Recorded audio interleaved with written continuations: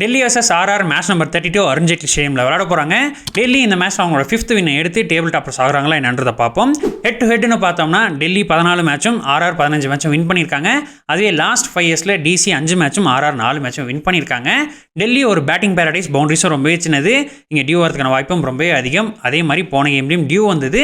But இந்த ஐபிஎலோட புது rule படி செகண்ட் இன்னிங்ஸில் செகண்ட் ஹாஃபில் ட்ரையான பால் எம்ஐ அவங்களோட டோட்டலாக டிஃபெண்ட் பண்ணுறதுக்கு ரொம்பவே ஹெல்ப்ஃபுல்லாக இருந்தது. அண்ட் இந்த மேட்ச்க்கான ஃபோர்காஸ்ட்னு பார்த்தோம்னா ரொம்பவே நல்லாயிருக்கு. ஹாட்டான கண்டிஷன்ஸாக இருக்குது. பட் ஹியூமிடிட்டி அந்த அளவுக்கு இல்லை. ஸோ இங்கே டியூ வரதுக்கான வாய்ப்பு 50-50 தான். இந்த வென்யூவில் ஃபஸ்ட் பேட்டிங் பண்ண டீம்ஸ் 8 மேட்சும் சேஸ் பண்ண டீம் 7 மேட்சும் வின் பண்ணியிருக்காங்க. இங்கே ஃபர்ஸ்ட் இன்னிங்ஸ் ஆவரேஜஸ் ரொம்பவே நல்லா இருக்குது. அண்ட் இங்கே கடைசியாக விளையாண்ட 7 T20 மேட்சஸில் ஃபஸ்ட் பேட்டிங் பண்ண டீம்ஸ் தான் வின் பண்ணியிருக்காங்க. அப்படின்னு பார்க்குறப்போ இங்கே டாஸ் வின் பண்ணி ஃபஸ்ட் பேட்டிங் பண்ணுறது ஒரு நல்ல ஆப்ஷனாக இருக்கும். ஆனால் அப்படி ஃபஸ்ட் பேட்டிங் பண்ணுற டீம்ஸ் இங்கே கண்டிப்பாக 210 220 மேலே அடிச்சே ஆகணும். அப்போ தான் அவங்களால் டிஃபெண்ட் பண்ண முடியும். அதே ஃபஸ்ட்டு பவுலிங் போகிற டீம்ஸ் 180 190 ரெஸ்ட்ரிக்ட் பண்ணிட்டாங்கன்னா அது அவங்களால் தாராளமாக சேஸ் பண்ண முடியும். ஈவன் 200 கூட இங்கே சேஸ் பண்ண முடியும். இங்கே ஸ்பின்னர்ஸ் கொஞ்சம் பெட்டராக போட்டிருக்காங்க. Every 3rd over and every 26 ரன்ஸ்க்கு ஒரு விக்கெட் எடுக்கிறாங்க. போன மேட்ச்சில் கூட சாண்டனர் அண்ட் கரண் சர்மா கேமை மாற்றி எம்ஐக்கு வின் பண்ணி கொடுத்தாங்க. ஸோ இங்கே ஸ்பின்னர்ஸ் கேமை மாற்றுறதுக்கு, கேம் சேஞ்சஸாக இருக்கிறதுக்கு நிறையவே வாய்ப்பு இருக்குது. தென் பிளேயிங் லெவன் பார்த்தோம்னா டிசி ஒரு ஆல்ரவுண்ட் சைடு. டுப்ளசி இன்ஜுரி கன்சர்ன்ஸ்னால ஆட முடியாமல் போன மேட்சஸில் கூட ரிஸ்வி நல்லா ஆடி கொடுத்தாரு. போன கேமில் கருண் நாயர் ரொம்பவே எக்ஸப்ஷனலாக ஆடி கொடுத்துருக்காரு.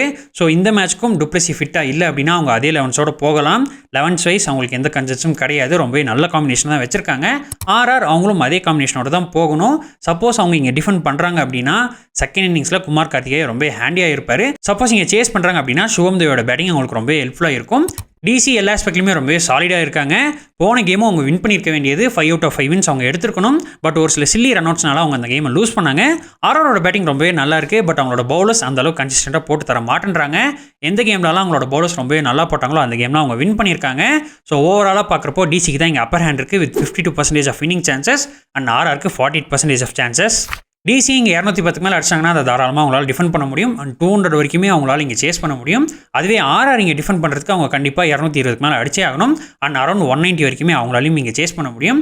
ஸோ இந்த மேட்ச்க்கான உங்களோட ப்ரெடிக்ஷன்ஸ் அண்ட் காம்பினேஷன்ஸ் என்னென்னு மறக்காமல் கமெண்ட்ஸில் சொல்லுங்கள்.